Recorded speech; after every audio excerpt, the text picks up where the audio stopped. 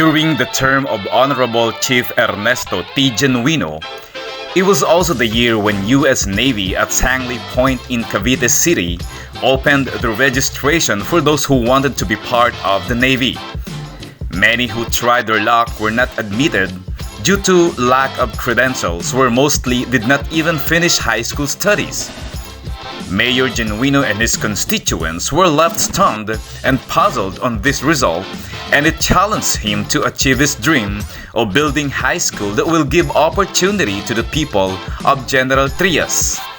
On the third day of February 1966, while he also celebrates his birthday, he opened up his plan of putting up a secondary school with other councilors. They discussed about it and planned on how they could start it.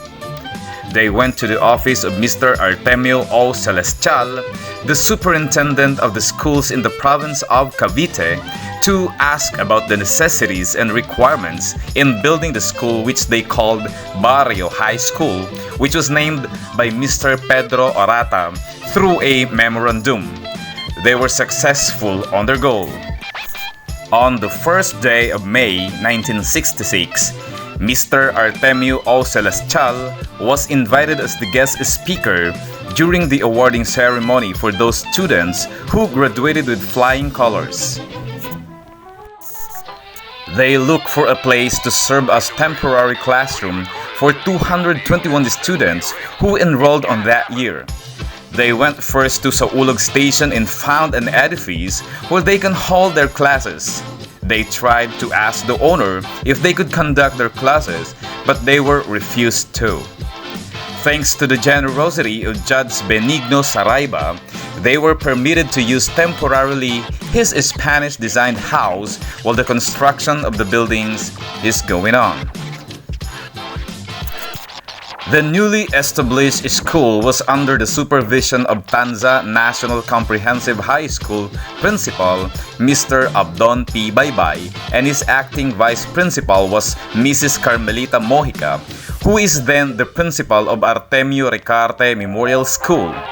Some of the teachers of the said school were Mr. Brigido Salmo, Mr. Roberto Mirando, Miss Liria Cajulis, and Mrs. Elsa Salvador. Some teachers from TCNHS also shared some of their time in teaching the students of the school. The chief of the town tried everything to sustain and improve the school, but the lack of funds became a problem eventually. He asked for the barangay captains to share 10% of their budget, which is also coming from the national government. On August 1966, a building with 6 classrooms was built just beside the Catholic Church, which is now the DSWD building. The problem does not end there, because just after a year, the population of the school was doubled as many students enrolled. It only means there is a need for new buildings and classrooms to cater the growing number of students. On its third year, the number has ballooned to 799, and each year, it also gets bigger and bigger in population. That is why, in 1968, the chief immediately went to Saigon, Vietnam to ask help from wealthy Filipinos there who did not hesitate to donate by sending budgets in purchasing construction materials. Through a manifesto of the Sangguniang Bayan No. 134, dated September 1, 1968, and through the decision of Councilor Quintin Broas, the school recognized the contribution of Mayor Ernesto T. Genuino and declared February 3 as the date when the high school was established. Under the supervision of their principal, Mr. Benjamin Banaag, Mrs. Crispina Salgado, and Mrs. Remedios N. Sionello, the school offered a night shift to accommodate the continuously growing number of students, but still, it was not enough. That is why, on 1979, Cavite Superintendent Loreto G. Riego de Dios advised the town officials to look for a much wider land so that they can transfer the school. They went to Mrs. Martina S. Ferrer, the widow of the deceased former Governor Luis Ferrer. Lola Tinang, as most people would call her, did not hesitate to help.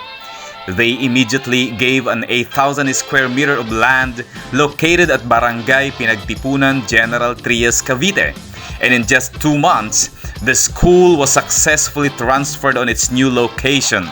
It was a struggle at first for more than 1,300 students as the area was muddy and full of tall grasses, but everyone helped to clean the area. Since then, the former GTMHS becomes GFMHS as a tribute to the former governor of the province for his generosity. The anniversary was moved to the day of Lola Tinang's birthday, which is November 27, 1980, while Mrs. Remedios and Chunelo became the very first principal of the school. The first project of the PTA was putting a ceiling, and the first Miss GFMHS was Miss Marivec Colmenar. Meanwhile, 30% of the fund is coming from the local government, which the school received monthly to use for the expenses and maintenance of the school. But the government approved a resolution to make GFMHS a national school, which means the school will receive a budget from the national government. It was the time that the school got its name as Governor Ferrer Memorial National High School. No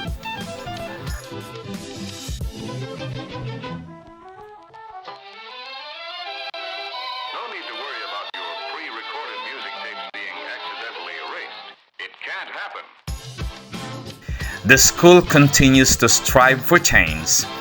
The major goal is to see students be a major part of the community and help them in realizing their dreams. Because of the unparalleled effort of our current principal, Sir Animas, the school is peaking each and every year. The quality of service given by every teacher in whatever situation the world is showing us right now. It is just so fulfilling that GFMNHS Maine is one of the most beloved schools in our city and our province. The unending support of our local government unit, headed by Honorable Mayor Luis John A. Ferrer, and also our Congressman Honorable Antonio Oni A. Ferrer and their family, we are truly blessed. Wherever we go, the name is already embedded in our hearts. We are a family, a community. Tatak Ferrer yan!